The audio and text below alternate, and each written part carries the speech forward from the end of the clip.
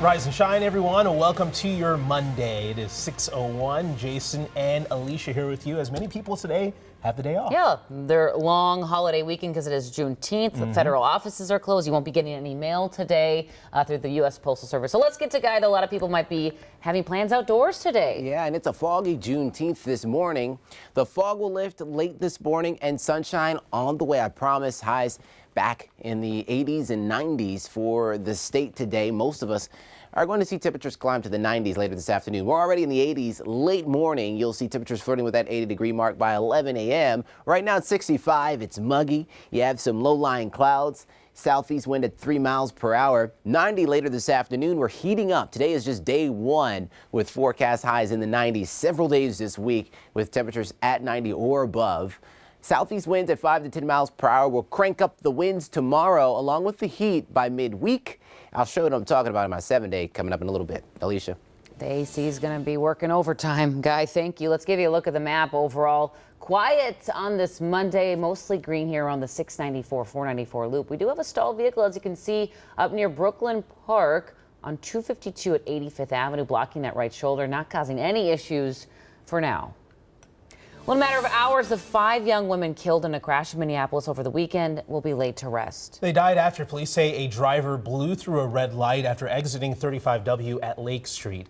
Eva Anderson joins us live from a local Islamic center in Bloomington where the young women are being remembered. Eva.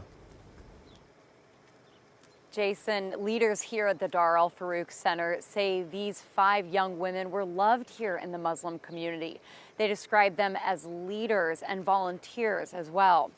There were 2 who were 20 years old, 2 were 19, and 1 was just 17 and had just graduated from Medina High School. Leaders tell us they were best friends and they were celebrating an upcoming wedding the night they were killed.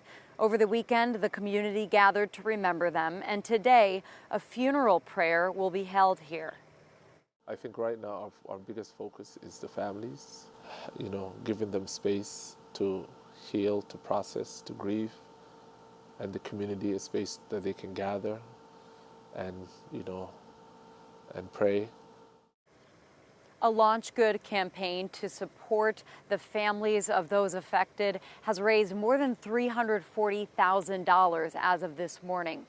Now at 1:30 this afternoon, a funeral will be held here at the Dar Al Farouk Center, and then a burial will follow at the Garden of Eden Islamic Cemetery in Burnsville. Guys. Yeah, definition of a senseless tragedy here. Yeah. Just heartbroken for those families. Eva, what do we know about the driver of that other car this morning? Well, Jason, police tell us that after the accident, the driver actually got out of his car and ran. Now, thankfully, he was taken to the hospital and into custody. They tell us that charges could be coming as early as tomorrow. Back to you. Incredibly sad. All right, Eva, thanks for that update live for us here in Bloomington this morning. We are following breaking news. In the last 9 hours, Brooklyn Center police are investigating a homicide. So officers say they got a call about a shooting in the 5300 block of Bryant Avenue North. And when they got there, they learned a man was taken to the hospital where he died. And police say they don't think this was a random shooting. So far, no one's been arrested. In the last hour and a half, the Lowry Avenue overpass above 94 in Minneapolis opened back up after a crash. Our photojournalist got to the scene shortly after it happened, near the intersection of Lowry Avenue North and Washington Avenue. In the last hour, we have reached out to police to find out exactly what happened here, and once we learn more, we'll let you know right away. This morning, state troopers are investigating a deadly crash in Kandiyohi County. Police say yesterday morning a car and a minivan crashed in New London. 3 people died. This morning, 2 people are in custody after running from police across a busy interstate. Take a look at this video. Police say they were chasing a suspicious car but lost sight of it in Eagan. The car was then later spotted on traffic cameras with a man and woman pulling over. And you see it here. They start running across I-35 in St. Paul. The woman was taken to the hospital, but her injuries are not serious. Across the state this morning, flags are at half-staff in honor of St. Paul Fire Captain Chris Parsons. He passed away from cardiac arrest on Thursday. Captain Parsons served the St. Paul Fire Department for 23 years and fought to protect the health of fellow firefighters. Governor Walz called Parsons a dedicated firefighter who is well respected by his family, friends, and colleagues. A march and party in the East Phillips neighborhood of Minneapolis after a victory in the legal fight over the roof depot. What do? Stand up, fight back. When East Phillips is under attack. Dozens of people came together to celebrate after the city agreed to let a community group buy the roof depot site. The celebration included free food, music, gifts, and community resources. It marks the end of a decade-long fight to not demolish the building.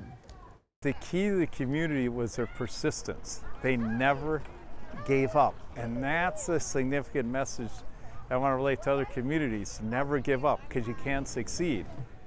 If all goes according to plan with funding, the East Phillips Neighborhood Institute will close on the building next summer with construction starting shortly after.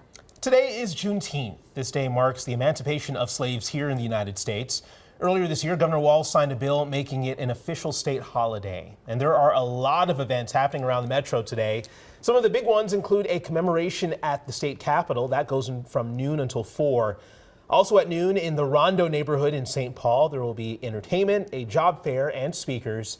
And then in Minneapolis, Soul of the South Side hosts a free arts and music festival. That's happening from noon until 8 p.m. And just a reminder here, most federal, state, and local government offices will be closed, including the courts. You also won't get regular mail delivery today, just certain priority packages.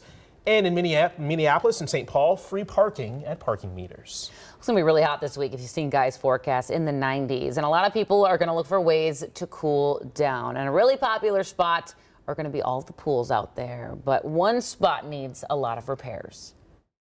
I'm Gordon Severson. The public swimming pool here in Crystal is leaking. City officials say about 18,000 gallons a day. It was built in 1968 and the main pool area needs to be replaced. The city is going to keep this pool open this summer while it's still leaking and then fix it sometime next year. The city of Crystal is investing $3 million and the state legislature is kicking in just over $2 million to help them out.